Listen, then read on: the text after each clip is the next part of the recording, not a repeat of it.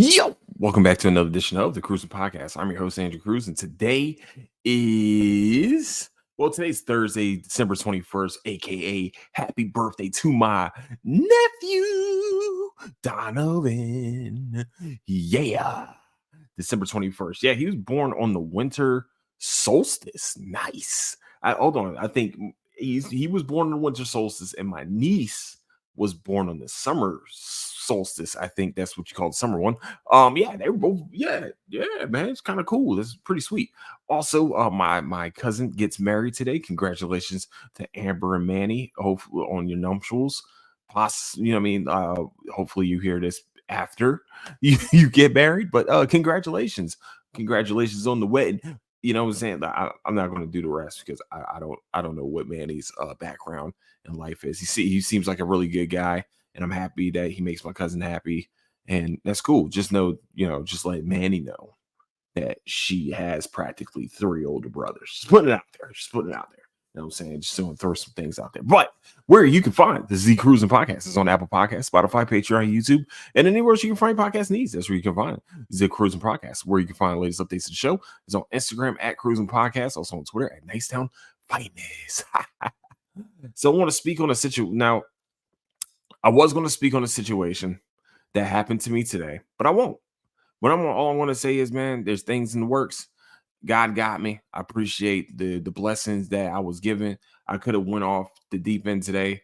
I'm definitely in a valley right now, but it is what it is, man. The way this year has been throwing things at me, I mean, it's just I'm today definitely is like a symbolism of pretty much how this year has went. And like I said, as you guys see, that the title of this episode is "God Got Me" because he put his hands around me, or God put their hands around me and made sure that I felt the presence. You know what I'm saying? And just calm down, keep it cool, make sure that you do the right thing, and the right thing will happen for you. So, in my opinion, some people just need to learn right from wrong, and is what it is at this point. So, yeah, it's where we're at right now in life.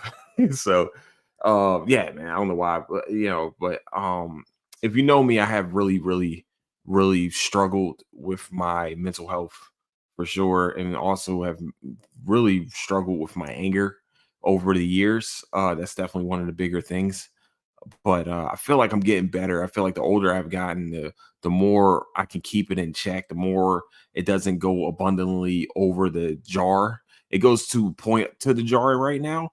And like some people just can't hear the truths about themselves, and that's okay. If you can't hear the truth about yourself, just make sure that you maybe step the fuck away from it. That's all I ask.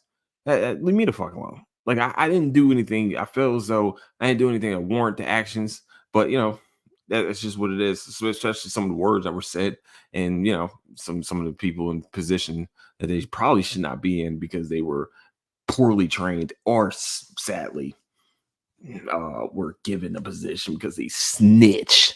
But yeah, man. So that's what we're gonna leave that alone for now.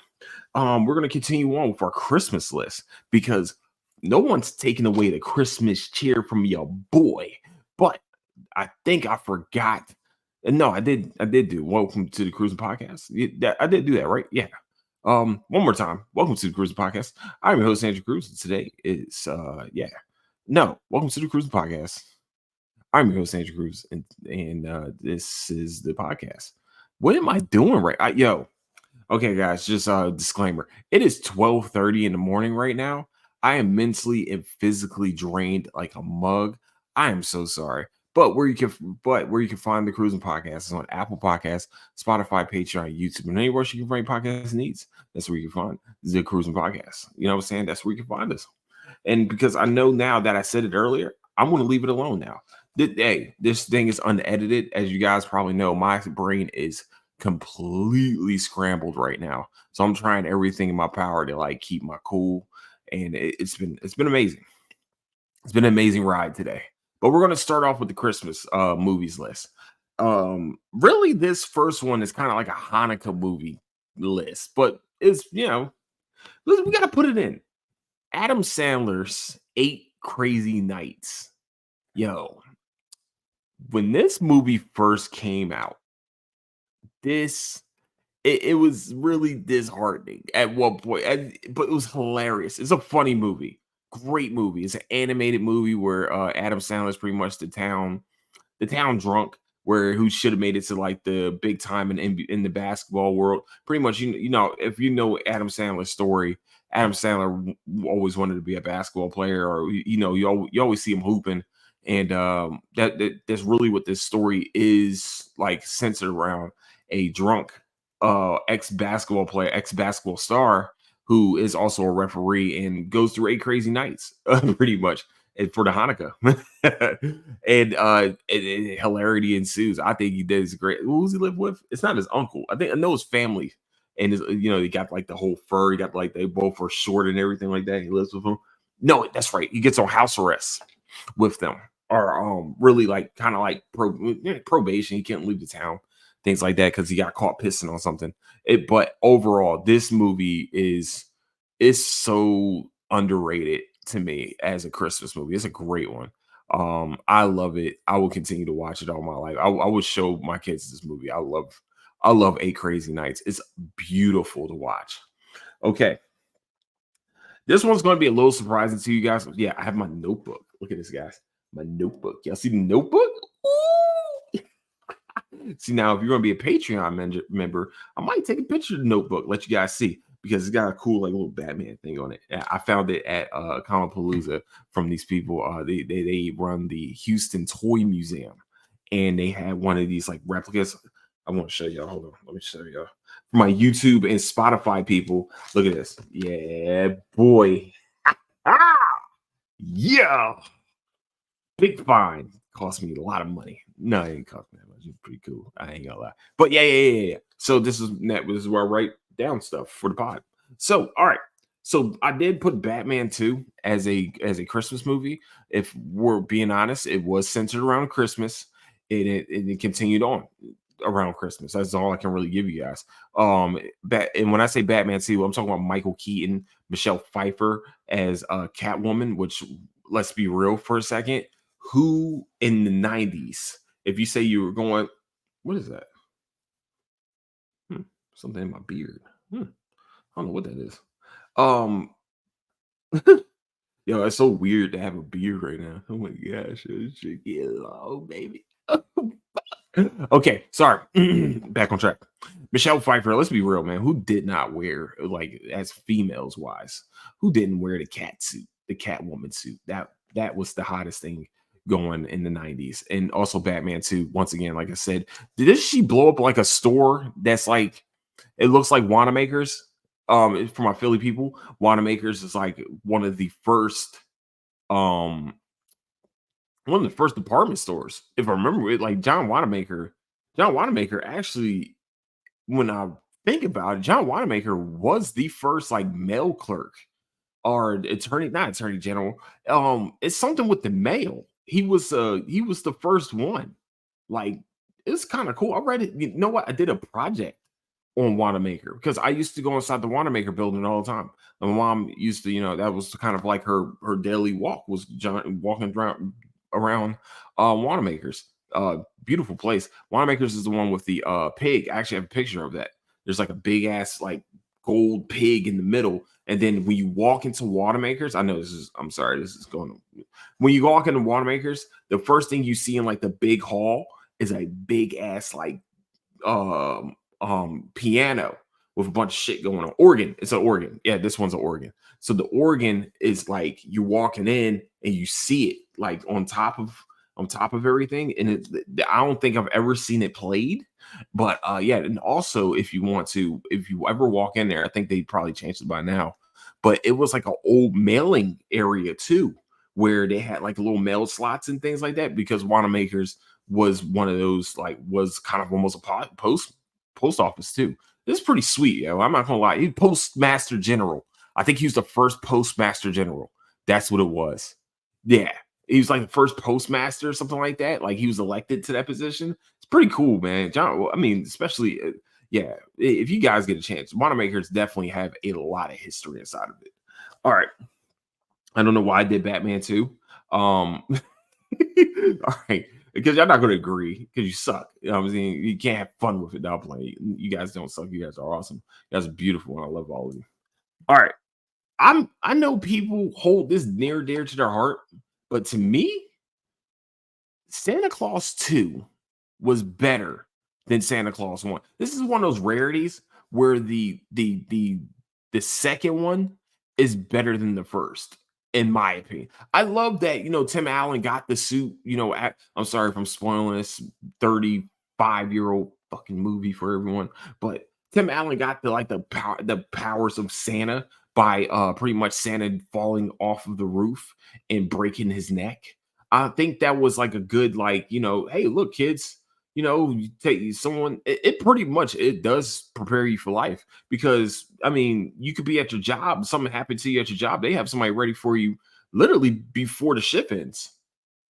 I'm just from being honest. This is actually a life lesson movie. The first one was a life lesson movie. The second one was practically a life lesson movie because you never leave your post. Because once you leave your post, somebody's trying to take that shit.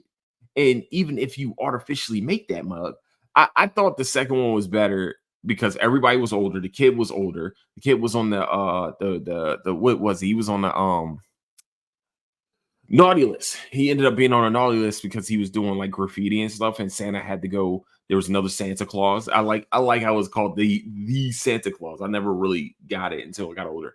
But he has to get married and like quickly too. It was the craziest thing, and he had to go find a wife in the human world. And I don't know how the lady like really was down. She was with it. She was with being Mrs. Claus because just pretty much like a president, the Santa has to have a wife or significant other, so yeah, that's where we're at. And also he had to save his kid from the naughty list, which happened. His wife, or future wife, happened to be one of his teachers. Who would have thunk it? You know what I'm saying? The Lord works in mysterious ways. Okay. Yeah, definitely check out Santa Claus 2. I think Santa, like I said, I think it was better. I think the storyline was better. The comedy was better. I think everything about it was better than the first one. And the first one is a classic too. I would definitely, I think actually it's a pretty good argument as a trilogy. Santa Claus is a great trilogy series. And then now they're a series on Disney Plus. But I think if we're going bar for bar, Santa Claus put some work in for like the trilogy series. If we're doing this, if we're gonna do this, like all time type trilogy type shit, like Die Hard trilogy, and the what was it? Not the first Star Wars trilogy. Yeah. Well, we gotta talk about trilogies after the Christmas season because I think Santa Claus is up there. All right. My next one, I did a review on this, but I want to talk about it one more time. Violent Night, of course, Christmas classic. Don't watch this with your kids unless you want them traumatized by watching people get dismembered and killed. Now, these are my type of action movies, okay? I like it as gruesome as possible. I want it to be the most unimaginative deaths that I could ever think of. And this movie does it. Santa Claus goes on a rampage through people that are trying to rob this rich family that's pieces. They're horrible people. But Santa gotta do what Santa does, you know what I'm saying? And apparently milk and cookies weren't gonna cut it. There was blood on the menu too. Bitch. Okay, sorry. John Leguizamo as Scrooge, or what was he? David Diaz Martinez or something like that. I don't know. I forgot his actual name. But him playing the crazy guy that pretty oh shit. That pretty much Rob was robbing these people through a Christmas like theme. It was wild. Yeah. Yeah. All right. Next, the Christmas story. Ultra classic. Now I talked about Christmas Story. I don't know what that one was. I would say Christmas Story 3. But the original Christmas Story will play 24/7 on TBS on Christmas Eve. That is something that you can look forward to for the rest of your life. Just putting it out there. It's been playing 24 hours since I could remember. I love The Christmas Story. This is one of my favorite movies of all time. And also with The Christmas Story, I watch it off season sometimes. Okay, yeah, I like to go. I like to get a little weird with it sometimes and have Christmas cheer in the middle of my year. Sometimes, like Christmas in July. They'll give you some. You know what I'm saying? They give you a little something, give you a little juice for Christmas. But yeah, for sure, the Christmas story. Ralph be trying to get the red. Yeah, the rifle, the Red Ranger, Red Raider, Red Raider. Yeah, I think. Oh, fuck. I'm sorry, everyone. Once again, it's 12:38. I'm tired as fuck, and I've been working all day. So please do not, do not. Well, you can add me, but it's cool. I will definitely take full blame for my tiredness. But I love the Christmas story. Like I said, I watch it even off season sometimes. Like when I first got it on DVD and they had it on DVD like in the middle of the summer, guess what Andrew Cruz did? Watch the Christmas story because he's a gangster and we do things differently around here, dog. We built different around here. Bitch. No, I'm playing. Okay, sorry. Sorry. All right, next, of course, y'all know me, man. It wouldn't be Christmas for me if I didn't at least watch this one time. And it's not what you think. It is the night before. Boom, boom, boom, boom. The night before. Yes. That movie right there makes me want to have two friends that we just look for the greatest party of all time. That's all I want. That's all I want to do. I want to find the greatest party of all time. It actually, to tell you the truth, what's great about this movie is that the owner of the party is practically the Great Gatsby. It's like a Gatsby party, but like wilder with weed and cocaine and Miley Cyrus. It's amazing. I love this movie. Like Anthony Mackie, fantastic. I know he's supposed to be Captain America right now, but before he was Captain America, after he was Clarence, Clarence's parents had a really good marriage. Um, After he was Clarence, all that shit, or Papa Doc, whatever the fuck he calls himself. But after all that, he does a fantastic job playing like a aging superstar player that took steroids. Like Seth Rogen, of course, the stoner, what I mean, he or stuff like that, and then pretty much the burnout, which is Joseph Gordon-Levitt's character, and trying to get his girl back. It was beautiful, and his girlfriend was down. You know, ex-girlfriend. I love her. You don't meet girl, you don't meet people like her. You wish that type of person was real. I'm not saying for girl or guy, even that, you know what I'm saying? That just the one line, like yeah, I would love to fuck her. So like what? Like, so my dad has bad back. I love it. I love it, man. I love this movie so much. Y'all don't understand. I'm a big Seth Rogen fan. I will watch anything with Seth Rogen once, at least once. I got to. That's my guy. Him and Danny McBride are like those stoner dudes that I can watch at all times. Pineapple Express, I probably watched that 1,000,005 times. If we're being completely honest with each other. Knocked Up, watched that a lot. Like y'all don't understand. Like these movies shape. I'm a cinephile. That's probably my problem is. But I love watching The Night Before.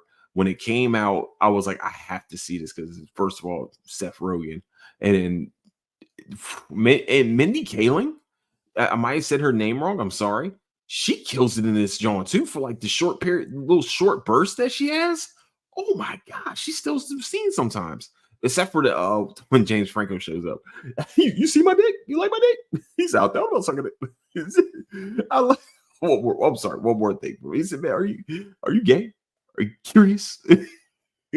Hey, if you don't understand it, watch the movie. I'm telling y'all, man. I'm not. Once again, there's nothing against gay people, nothing against being curious, whatever, anything like that. But it was a joke during it was just it was a concern, not a concerned friend, but it was a friend that was like, "Damn, you haven't told us all these years. Like, yo, we've known each other for like 50 years. Have you been curious?" It's great. It's all in harm. It's all harmful fun. Trust me. All right. Lastly, we're going to talk about it. You know what a number one. I'm sorry, this is the a number one Christmas movie. It doesn't. If everything else wasn't numbered, this is definitely number one. National Lampoon's Christmas Vacation. Christmas vacation, Christmas vacation, it's Christmas vacation. If you have not watched Christmas Vacation on Christmas, you have not started life yet. Life did not start with you at conception. Life starts with you when you watch Christmas Vacation for the first time during Christmas.